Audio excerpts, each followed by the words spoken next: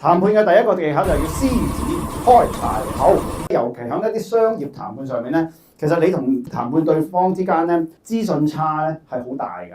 你以為呢個價係開大咗，但係喺佢心目中可能係一個合理價格，最後覺得合理，即刻成交，有機會係咁。同大家講一個親身經歷啊！咁啊有一日我瞓醒嘅時候，我太太同我講，佢話啊，我睇到租屋網咧有一個樓盤咧，好似唔錯喎，喺我哋呢度附近咁樣。跟住之後咧睇完個地方，個地方真係唔錯嘅，不過咧個租金就有啲揦脷。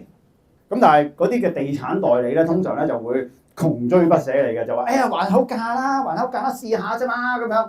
我就還到好深。我假設個原本個租客係租緊15,000蚊，我當啊租15,000蚊。我去睇嘅時候，佢嗌18,000蚊，我假設係咁啊。咁我覺得18,000蚊太貴啦，我係唔會租嘅。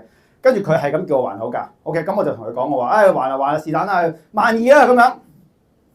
還啫嘛，冇所謂啫。跟住佢話：哇，冇可能喎，業主唔會應承喎，佢上一手都租緊15,000喎，點會12,000租俾你啊？咁樣，咁我話你咪試下咯，唔得咪算咯，我都唔急嘅咁樣。跟住之後，最後竟然得咗。我同個業主中間嗰個財政狀況，我唔知佢等唔等錢使嘅喎，我唔知佢嗰刻係諗緊乜嘢嘢噶嘛。如果我大膽去還，有機會佢其實好等錢使，或者佢有啲各式各樣嘅原因，我唔知啦。或者個經紀喺中間做嘢咧，你點知啊？總之我還大啲，我還深啲，我獅子開大口，對我嚟講一定有用。